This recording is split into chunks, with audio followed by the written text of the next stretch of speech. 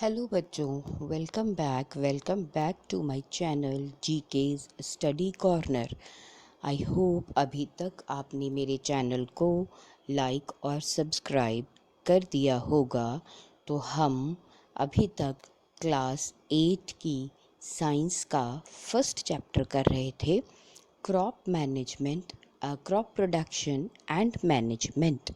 तो अभी तक हम इसमें जान चुके थे कि इंसान पहले जंगलों में रहता था, फिर उसने धीरे धीरे एक जगह पे टिक कर रहना शुरू किया। उसने क्रॉप उगाए और उस क्रॉप को उगाने के लिए क्या क्या पद्धतियाँ, क्या क्या प्रोसेस वो अपनाता है, वही हमने किया है।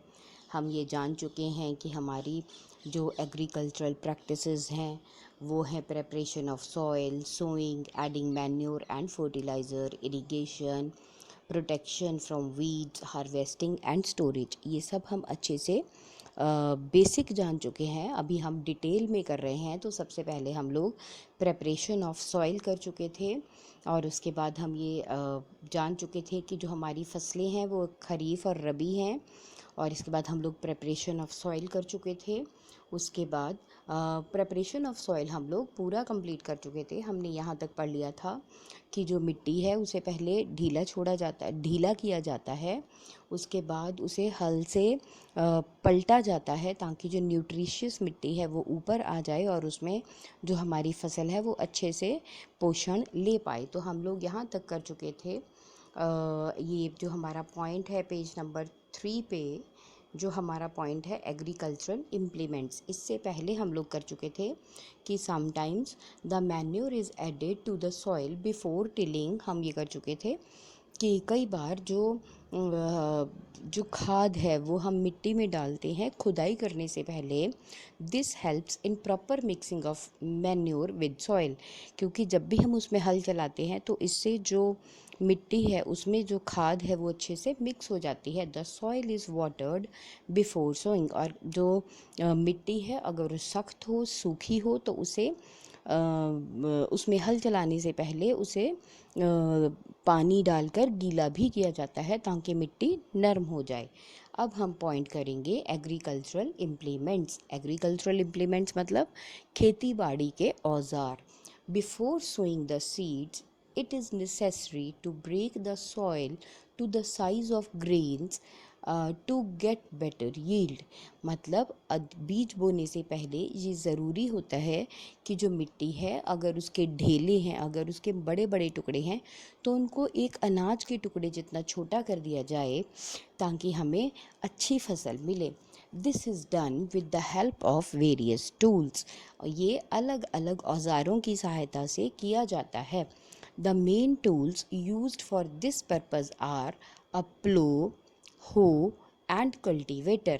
जो मेनली अक्सर हम जो बड़े टूल्स इसके लिए यूज़ करते हैं, जो औज़ार यूज़ करते हैं मुख्य तौर पे, वो है हल, हो एंड कल्टीवेटर। कल्टीवेटर मतलब ऐसा औज़ार जो मिट्टी को खोदने का काम करे। कल्टीवेटर यहाँ पे ट्रैक्टर के लिए कहा गया है। चलिए पढ़ते हैं। प्लो, प्लो मतलब हल। This is being used since ancient time for tilling the soil. ये पुराने समय से जो मिट्टी है उसकी खुदाई के लिए प्रयोग किया जाता है। Adding fertilisers to the crop, और जो फसल है उसमें एक तरह जो फसल है उसमें उर्वरक, उर्वरक मतलब खादें डालने के लिए।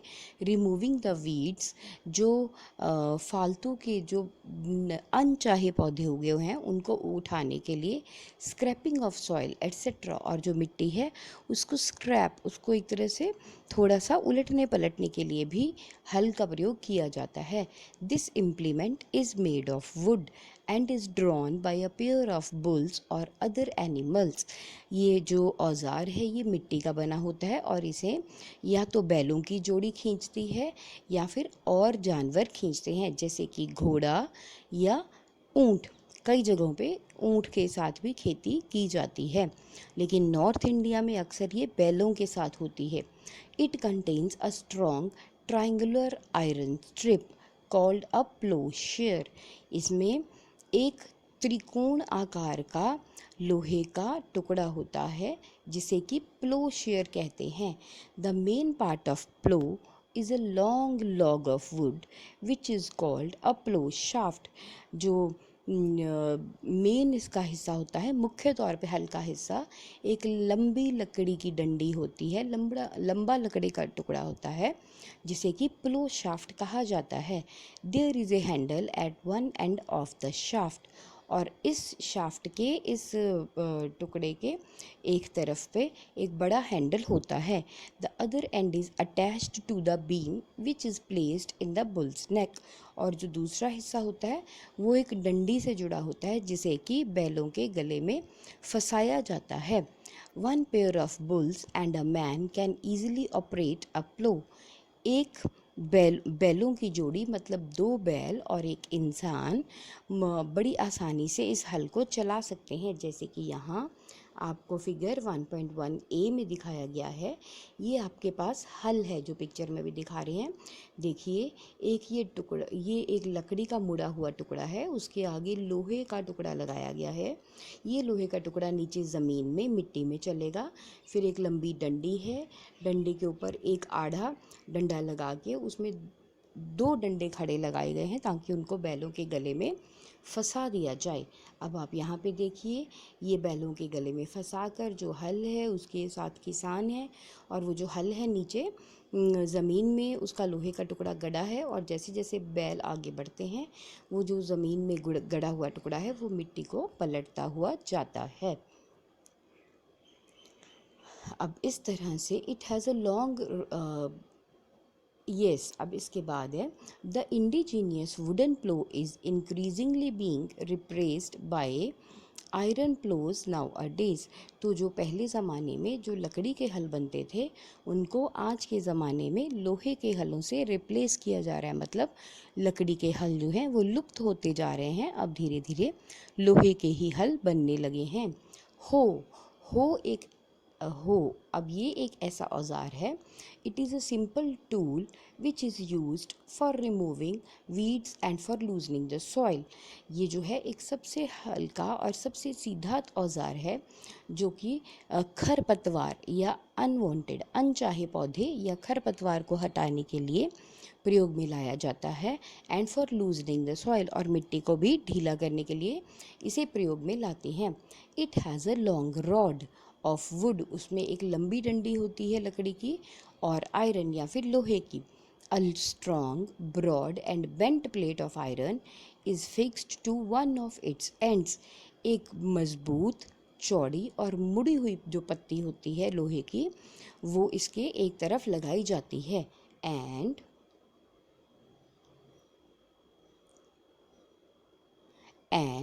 It works like a blade, और वो एक ब्लेड का काम करती है. It is pulled by animals. इसे भी जानवरों के द्वारा ही खींचा जाता है. अब यहाँ पे देखिए, ये जो नीचे डार्क एरिया है ये है इसका लोहे का हिस्सा. ये ग्रिप है, ये हैंडल है नीचे, और बाहर बीम है. इसको जानवरों के गले में फंसाकर हम इसको आगे बढ़ाते हैं जिससे कि जो मिट्टी है उसमें जो हमारे अनचाहे पौधे जहाँ हैं उसे वहाँ से चलाया जाता है. उन पौधों को ये जड़ों से उखाड़ देता है. अब इसके बाद है कल्टीवेटर. कल्टीवेटर मतलब ऐसा जो चीज़ों को, जो मिट्टी को पलटने का काम करे. Now a days ploughing is done by tractor driven cultivator. अगर आप यहाँ ट्रैक्टर में देखें तो ट्रैक्टर के जो पीछे ये लोहे की जो लगा है, लोहे का ढांचा लगा है, उसे कल्टीवेटर कहा जाता है. तो आजकल जो ये प्लोइंग है, जो हल चलाने की गतिविधि है उसको ट्रैक्टर के द्वारा चलाए जाते कल्टीवेटर से किया जाता है. The use of cultivator saves labour and time. ये जो ट्रैक्टर से चलने वाला जो कल्टीवेटर है, जो ट्रैक्टर से चलने वाला हल है, ये लेबर, हमारी मेहनत और हमारे समय की बचत भी करता है. अब इसके बाद हमारा पॉइंट है 1.4 सोइंग. सोइंग मतलब बुआई करना, बीजों को बोना. Sowing is the most important part of crop production. फसल उगाने में या फसलों के उत्पादन में बीज बोना एक बहुत मुख्य काम है. Before sowing good quality seeds are selected. बीज बोने से पहले अच्छे क्वालिटी के, अच्छी गुणवत्ता के बीजों को चुना जाता है. Good quality seeds are clean and healthy seeds of a good variety. जो अच्छी अच्छी किस्म के जो बीज होते हैं वो साफ़ सुथरे होते हैं, सेहतमंद होते हैं और अच्छी किस्म के होते हैं। Farmers prefer to use seeds which give a high yield. जो किसान हैं वो अक्सर ऐसे बीजों को चुनते हैं जो कि ज़्यादा मात्रा में फसल उगाने में सक्षम हो, जो ज़्यादा मात्रा में फसल उगाने वाले हों। अब यहाँ पे आपकी है एक्टिविटी नंबर 1। अब एक्टिविटी 1 में है टेक अ बीकर। अब आप एक बर्तन लें and fill half of it with water. आप उसे आधा पानी से भर लें। Put a handful of wheat seeds and stir well. उसमें एक मुट्ठी गेहूं के दाने डालें और अच्छे से मिक्स करें। वेट फॉर सम टाइम, कुछ समय के लिए रुकें।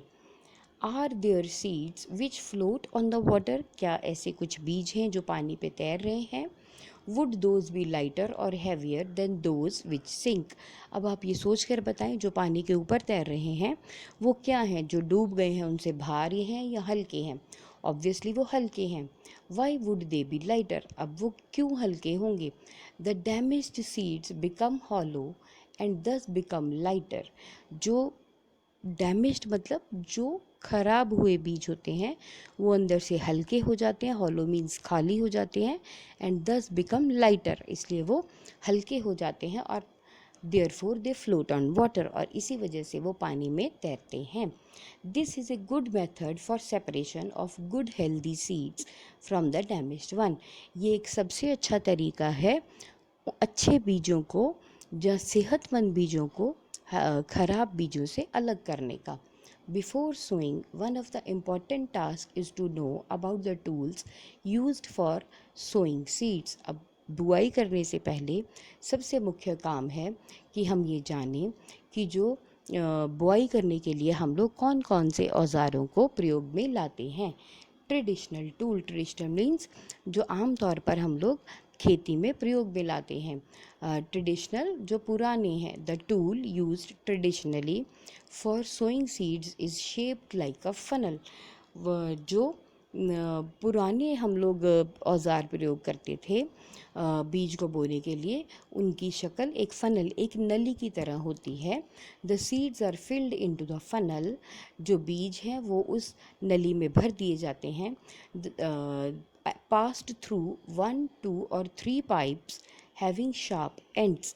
वो 2 या 3 पाइपों में से गुजरते हैं जिनके की जिस ऐसी पाइपें जिनका किनारा तीखा होता है। These ends pierce into the soil and place the seeds there. ये जो किनारा तीखे हैं पाइप्स के, ये मिट्टी में छेद कर देते हैं, एंड प्लेस सीड्स देयर, और उस मिट्टी में बीज डाल देते हैं। Seed drill. अब एक और औज़ार है जिसे सीड ड्रिल का नाम दिया जाता है। जैसे कि ये आप अपने पिक्चर 1.2b में देख रहे हैं, ये है सीड ड्रिल। इसमें ऊपर से बीज भर दिए जाएंगे और नीचे अपने आप बीज आता जाएगा और ज़मीन में गड़ता जाएगा।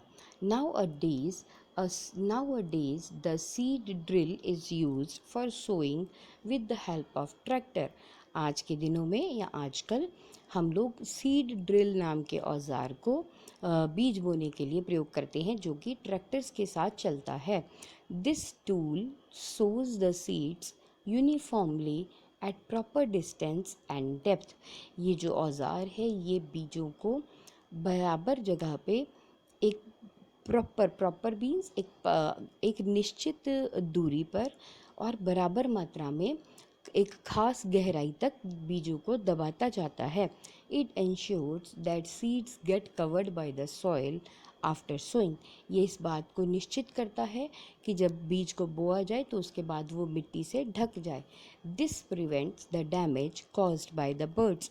इसकी वजह से या मिट्टी से बीजों को ढकने से जो हमारे पक्षी हैं उनके द्वारा जो बीजों को नुकसान पहुंचाया जाता है उसमें कमी आती है, या उसको ये रोकता है। क्योंकि अगर बीज ऊपर पड़ा रहेगा तो जब भी अनाज का दाना पंछी देखेगा तो वो उसको चुग कर भाग जाएगा, तो किसान का नुकसान होगा। लेकिन अगर बीज को डलते ही मिट्टी में दबा दिया जाएगा तो पक्षी उसे नहीं ले पाएंगे।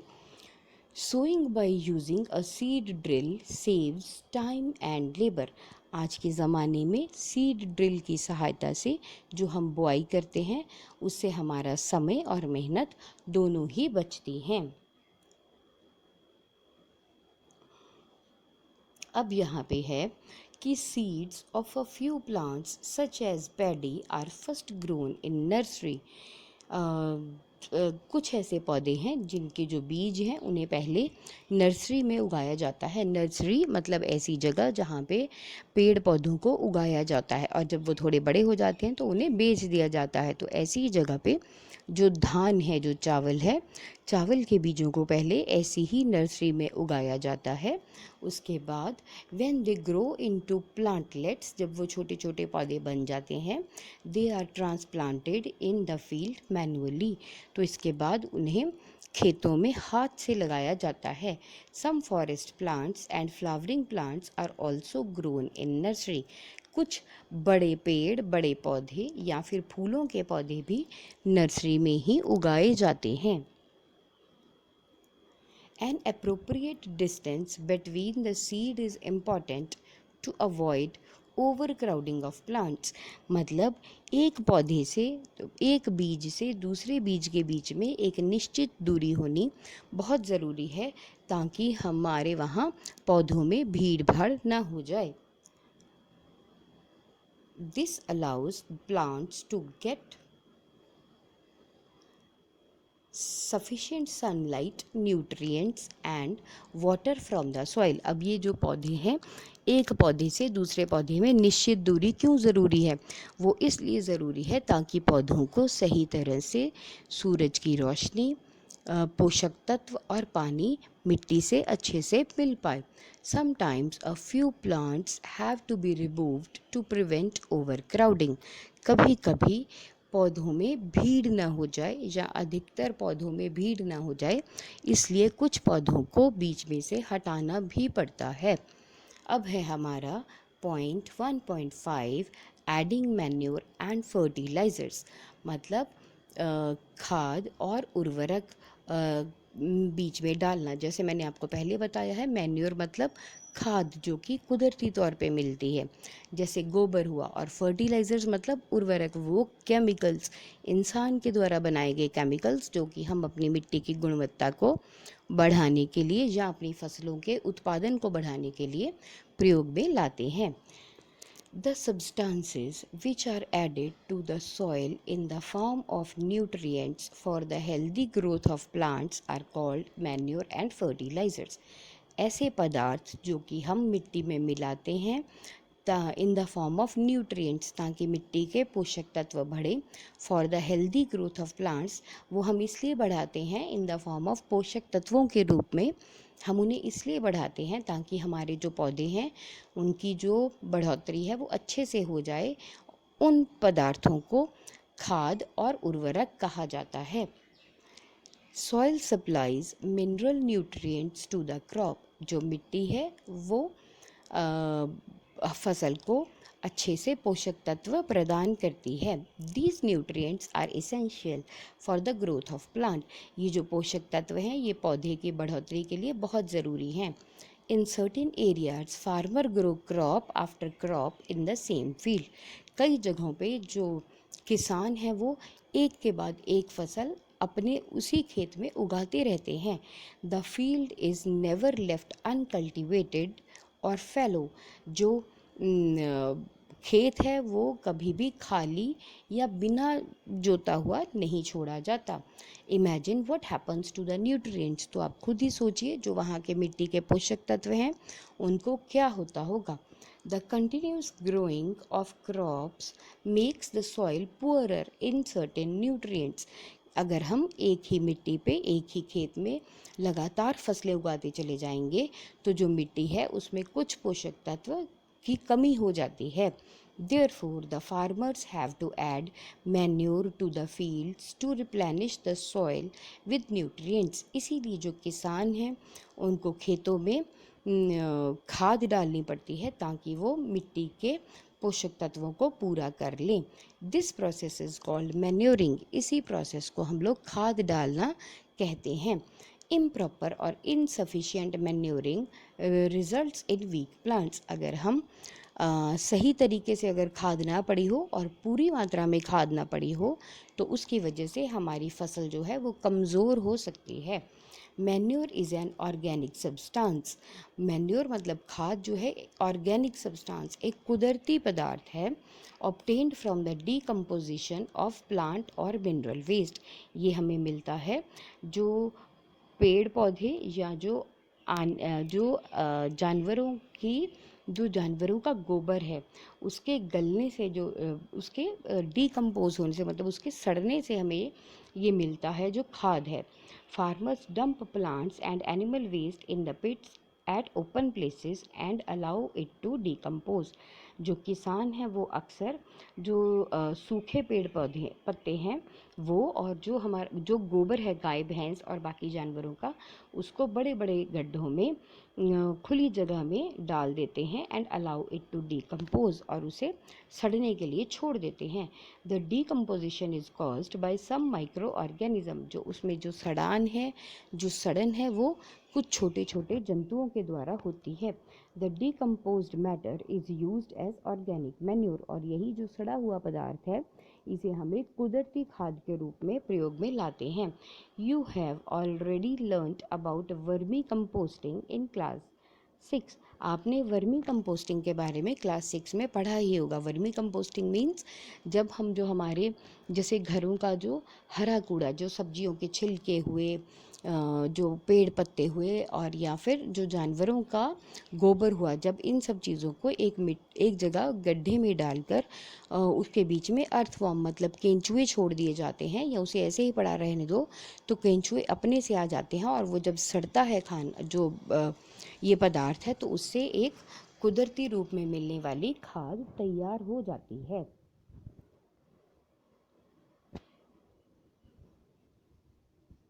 अब यहाँ पे आपके पास है एक्टिविटी नंबर 2। यहाँ पे देखिए, टेक मूंग और ग्राम सीड्स एंड जर्मिनेट देम। सबसे पहले आप या तो हरी मूंग डाल लें या फिर चने के दाने लें। जर्मिनेट मतलब उन्हें उगाएं। Select 3 equal size seedlings out of these. अब उसमें से 3 बराबर साइज़ के मतलब 3 एक ही साइज़ तक बड़े हुए पौधे लें। Now take 3 empty glasses. अब 3 खाली ग्लासेस लें और सिमिलर वेसल्स या ग्लासेस जैसा बर्तन लें। Mark them A, B and C। अब आप उन्हें A, B और C लिख दें। To glass A add a little amount of soil mixed with little cow dung manure। अब जो ग्लास A है उसमें आप थोड़ी मात्रा में मिट्टी डालें और उसमें थोड़ा सा ही खाद मिला हो। In glass B put the same amount of soil mixed with little urea। जो आपका ग्लास B है उसमें आप जितनी पहले में ली थी उसी मात्रा में आप मिट्टी लें और उसमें थोड़ा सा यूरिया मिला दें। Take the same amount of soil in glass C. अब उतनी ही मात्रा में आप मिट्टी लें सी ग्लास में विदाउट एडिंग एनीथिंग, उसमें आप कुछ भी ना मिलाएं। Now pour the same amount of water in each glass. अब आप उन हर ग्लास में सेम मात्रा में बराबर मात्रा में पानी डालें and plant the seedlings to them. और उनमें वो 3 जो एक ही साइज़ के आपने पौधे लिए थे उन तीनों को एक एक ग्लास में उगा दें। Keep them in a safe place. अब आप उनको एक सुरक्षित जगह पे रखें एंड वाटर देम डेली। और उन्हें पानी आप अच्छे से डालते जाएं। After 7 to 10 days observe their growth. अब 7 से 10 दिनों के बाद आप उनकी बढ़ोतरी, उनकी ग्रोथ को देखें। अब देखिए यहाँ पे क्या है, जो A है उसमें कम पौधे उगे हैं, जो B है जिसमें यूरिया डाला था उसमें बहुत पौधे उगे हैं, जो C है जिसमें कुछ भी नहीं डाला था आप फिगर 1.3 में देखिए तो बहुत कम पौधों में बढ़ोतरी हुई है। तो यहाँ से हमने ये सीखा कि जो मिट्टी है उसमें अगर हम अच्छे से पोषक तत्व ऐड करेंगे, मिलाएंगे तो उसमें जो हमारी फसल है वो भी अच्छे से उगेगी।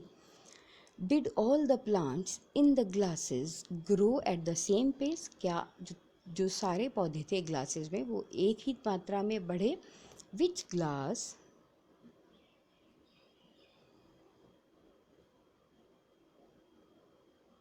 विच glass showed better growth of plants, जो कौन सा ऐसा ग्लास था जिसने कि पौधों में बढ़िया बढ़ोतरी दर्ज की। In which glass was the growth fastest, कौन सा ऐसा ग्लास था जिसमें कि जो पौधे थे वो तेज़ी से बढ़े।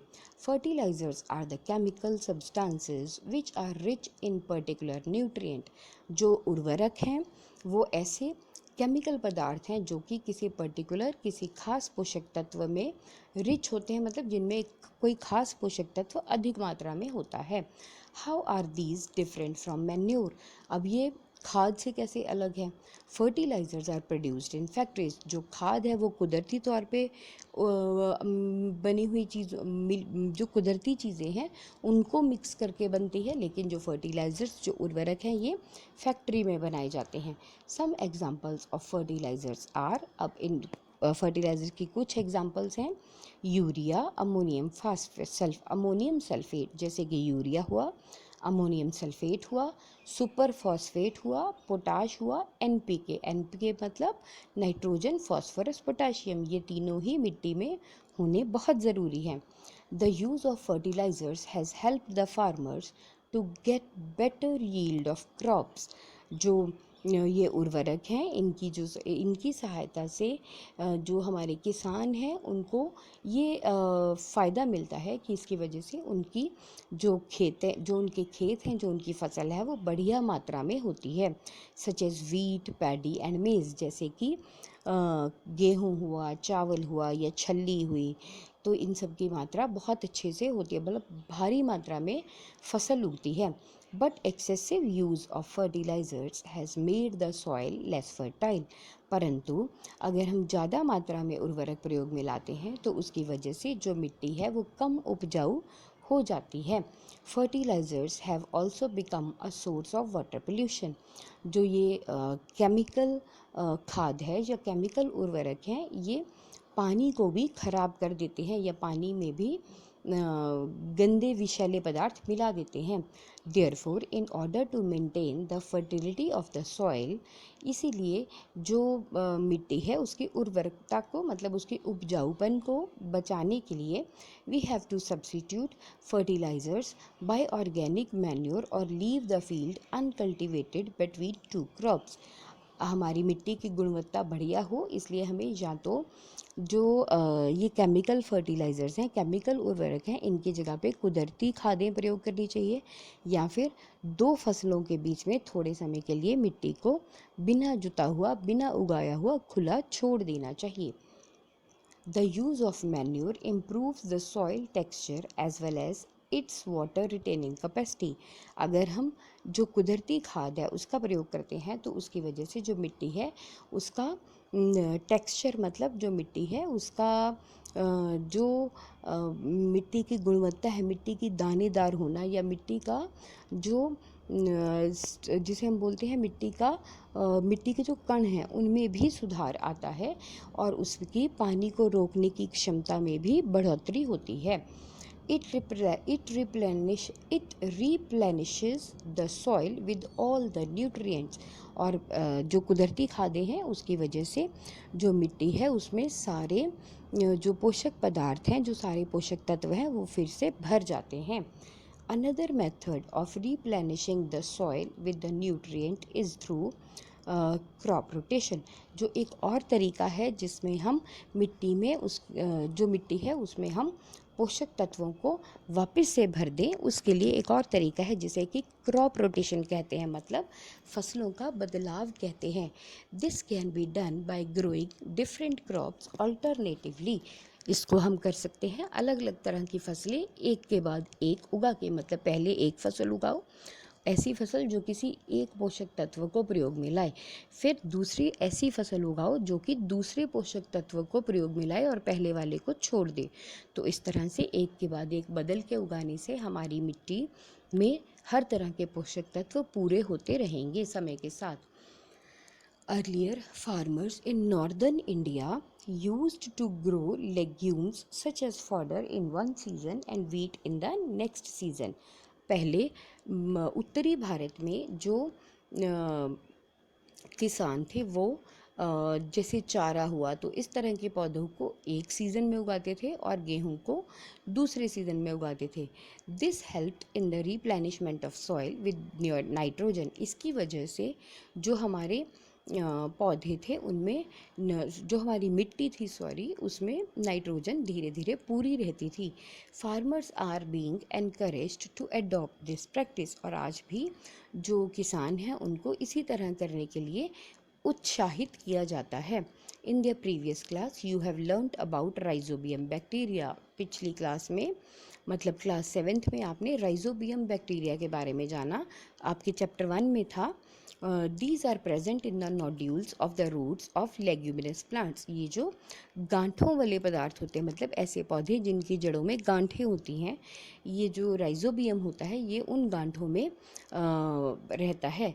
दे फिक्स एटमॉस्फेरिक नाइट्रोजन। ये जो राइजोबियम बैक्टीरिया है इसका ये गुण होता है कि ये हवा में से नाइट्रोजन को सोख के उसको तरल मात्रा में नीचे मिट्टी में स्टोर कर देता है, जिससे कि मिट्टी में नाइट्रोजन का लेवल बना रहता है।